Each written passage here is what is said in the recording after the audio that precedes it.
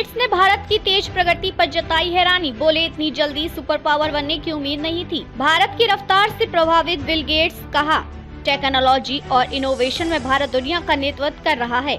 Future forward event में भारत की तारीफ माइक्रोसॉफ्ट के पूर्व सीईओ और दिग्गज बिजनेसमैन बिल गेट्स ने हाल ही में future forward shaping global futures with Indian innovations event में भारत की प्रगति पर अपने विचार साझा किए।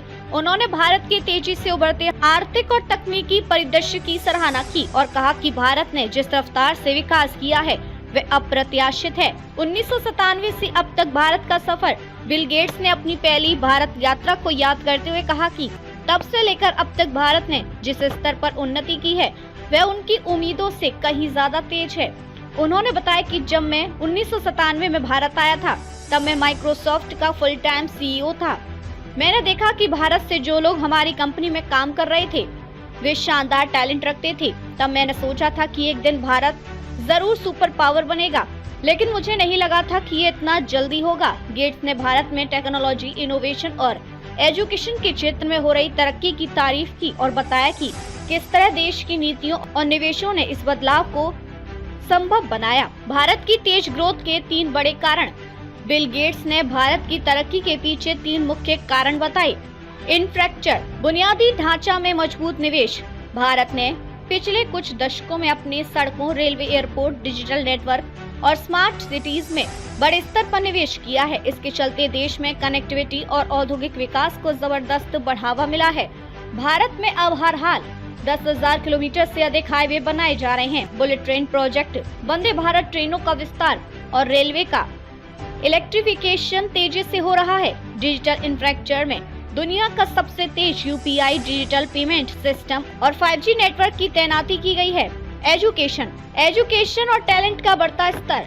बिल गेट्स ने भारत के शिक्षा क्षेत्र की सराहना की, खासकर STEM फील्ड में भारतीय युवाओं के शानदार प्रदर्शन को। भारतीय IIT और IIM जैसे संस्थानों से निकलने वाले छात्र अब दुनिया की शीर्ष कंपनियों का नेतृत्व कर रहे हैं। भारतीय इंजीनियर और वैज्ञानिक नासा, गूगल, माइक्रोसॉफ्ट और मेटा जैसी कंपनियों में महत्वपूर्ण पदों पर हैं। ऑनलाइन एजुकेशन प्लेटफॉर्म शिक्षा को डिजिटल बना दिया है। टेक्नोलॉजी और इनोवेशन में भारत की लीडरशिप। बिल गेट्स ने भारत को टेक्नोलॉजी और इनोवेशन का हब बताया। उन्होंने कहा कि भारत न केवल सॉफ्टवेयर डेवलपमेंट में आगे बढ़ रहा है बल्कि आर्टिफिशियल इंटेलिजेंस, अंतरिक्ष तकनीक और डिजिटल ट्रांसफॉर्मेशन में भी दुनिया का नेतृत्व कर रहा है। इंडिया स्टैक और यूपीआई ने डिजिटल पेमेंट्स को पूरी दुनिया में नया आयाम दिया। इसरो ने चंद्रयान 3 और गगनयान जैसी मिशनों से अंतरिक्ष क्षेत्र में भारत की ताकत बढ़ाई। आर्टिफिशियल इंटेलिजेंस और रोबोटिक्स में भारतीय कंपनियां वैश्विक स्तर पर नवाचार कर रही हैं। भारत की ग्लोबल स्टेज पर बढ़ती ताकत। बिल गेट्स ने कहा कि भारत सिर्फ IT सेक्टर में नहीं बल्कि अर्थव्यवस्था, स्वास्थ्य और आर्टिफिशियल इंटेलिजेंस जैसी तकनीकों में भी आगे बढ़ रहा है।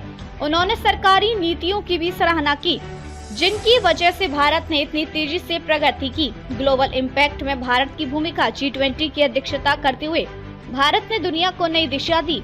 कोविड-19 के दौरान भारत ने दुनिया को वैक्सीन देकर फार्मेसी ऑफ द वर्ल्ड की छवि मजबूत की।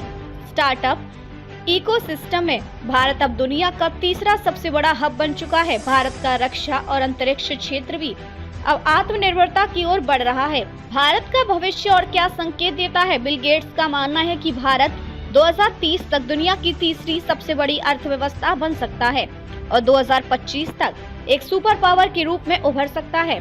भारत को आगे बढ़ाने वाले प्रमुख क्षेत्र ग्रीन एनर्जी और इलेक्ट्रिक व्हीकल्स में भारत तेजी से निवेश कर रहा है। आर्टिफिशियल इंटेलिजेंस और क्वांटम कंप्यूटिंग क्षेत्र में भारत नए नवाचार कर रहा है। मेक इन इंडिया और डिजिटल इंडिया जैसी योजनाओं से भारतीय कंपनियां तेजी से वैश्विक बाजार में अपनी जगह बना रही हैं। क्या भारत वाकई सुपर पावर बनने के करीब है? बिल गेट्स जैसे दिग्गजों के मुताबिक भारत का भविष्य बेहद उज्जवल है। भारत अब सिर्फ एक उभरती अर्थव्यवस्था नहीं बल्कि एक वैश्विक नेता के रूप में उभर रहा है। अगर भारत इसी रफ्तार से आगे बढ़ता रहा तो आने वाले दशक में यह न केवल आर्थिक और तकनीकी महाशक्ति बनेगा बल्कि दुनिया के सबसे प्रभावशाली देशों में से एक होगा। आपका क्या कहना है? क्या भारत सच में सुपर पावर बनने के करीब है? अपनी राय कमेंट में जरूर दें।